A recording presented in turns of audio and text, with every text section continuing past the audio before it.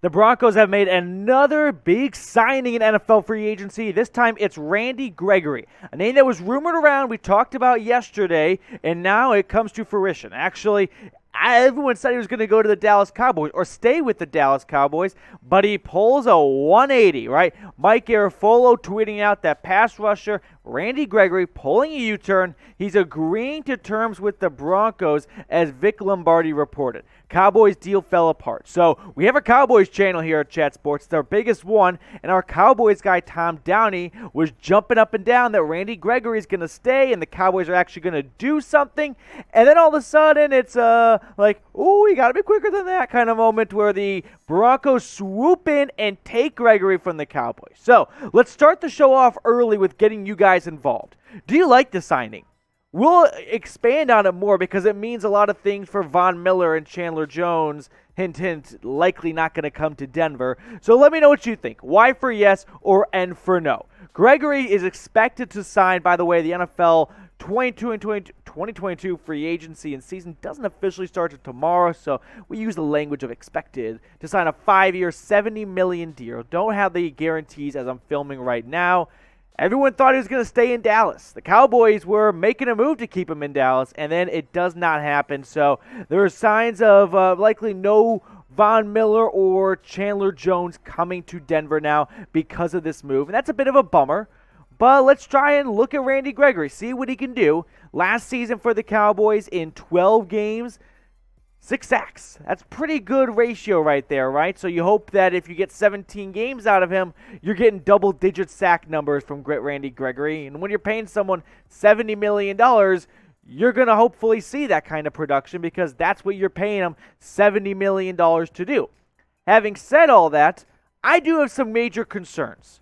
One, he's been very problematic in terms of staying on the field. And I'm not going to bring out cancer culture, and I'm not going to say because of what he did in college and 6-7 years ago that he's going to be a bum and a bust of a contract signing for the Broncos. But we do have to look at the facts here. And the facts are he has not been available for the Dallas Cowboys. You look through his past here, and I don't want to bring up old bones, and I hope that he's been able to move past this and better himself, and this is a thing of the past, but this is the NFL. This is a business. When you're investing $70 million into someone, you have to look at this kind of stuff. 4-game suspension, this is all substance abuse policy issues, and so a bit of a character concern that he can't follow the rules a little bit. Whether they're fair or not, you got to be able to play by the same rules. He's missed 2 entire seasons due to it. That's troublesome. That worries me a little bit. Now, there's some things working in his advantage, right? The rules aren't what they used to be in the NFL.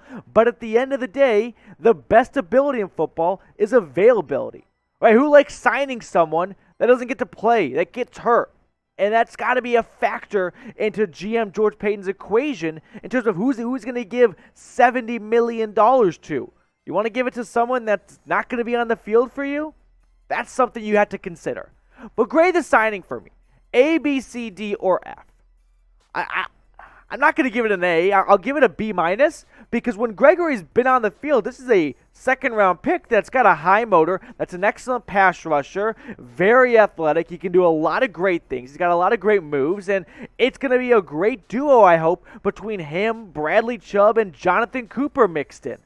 But we got to be able to see him play on the field, right? So that's why I'm giving it a B-. We have not seen Randy Gregory play a full season.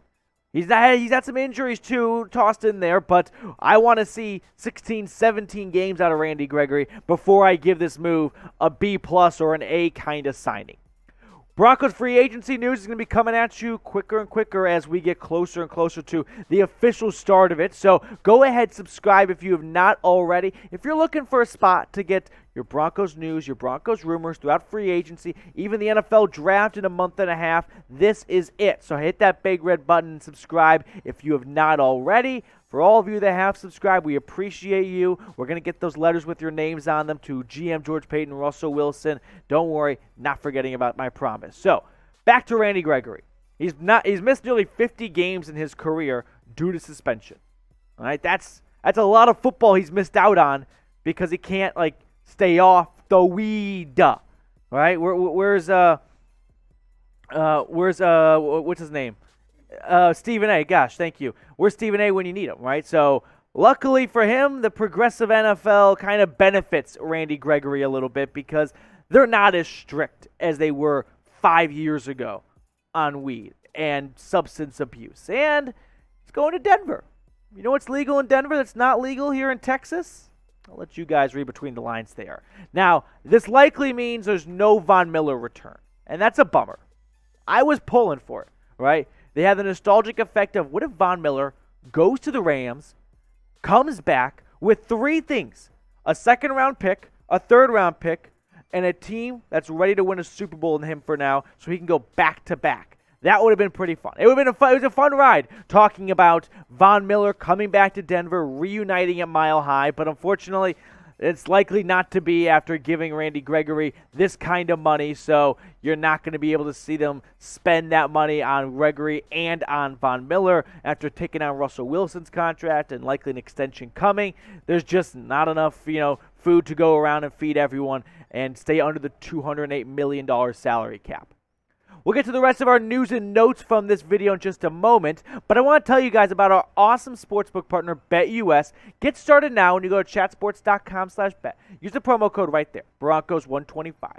Can't bet on football right now, but you can bet on March Madness. And so if you like me and you're a degenerate and you want to spend a ton of money, I like betting on the unders in March Madness because they low-key are way better than the overs, and get some confidence in some of the big dogs out there. So here are the top 5 favorites to win the big dance. I'm pulling for my team, the Tennessee Volunteers. Let me know who you're pulling for, who you're betting on in March Madness, and maybe I'll ride with you.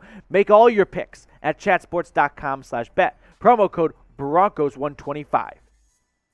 Also, while you're down in the comment section, let me know who you want the Broncos to sign now. Denver went out and got DJ Jones last night, and today they go out and get Randy Gregory. So we've seen 2 moves made so far by the Broncos, both on the defensive side of things. I think this Randy Gregory signing was their big signing, right?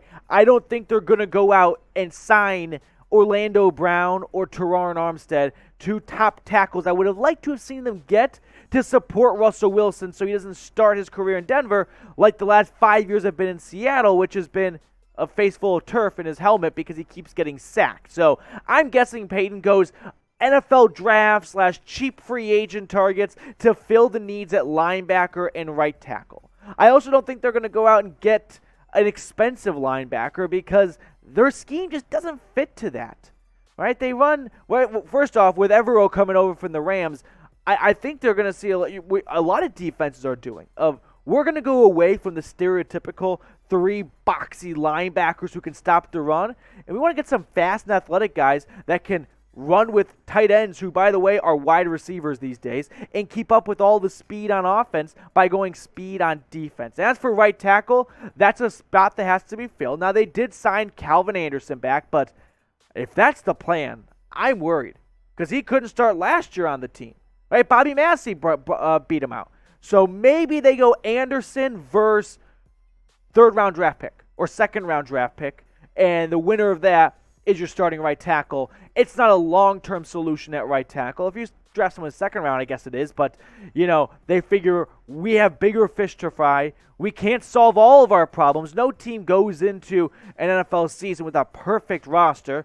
There's going to be areas and groups and positions that got neglected in the free agency pool and aren't paid top dollar because you can't pay everyone top dollar. So you got to pick your battles, and I'm guessing Paton is deciding, you know what, I'd rather get an edge rusher and secure our defense and then roll with a rookie right tackle. We've already got a lot of other experience between Garrett Bowles on the left side. We're expecting a bounce-back season from Reisner, from Cushenberry, Graham Glasgow, and Quinn Miners, names coming up a little bit. We'll roll the dice on a rookie right tackle. All right, one last time, reminder here. If you have not subscribed, would really appreciate it. Want to see those sub numbers go up because the way it works at Chat Sports, the more subs, the more studio time. More studio time, more content. And you can get more Broncos videos, and we can take some videos away from the Raiders account, which, by the way, I love to see them having an absolute failure so far at NFL free agency. They've got their hands in their pockets, and they're like, we don't know what to do. We're not doing anything. Hit that big red button and subscribe.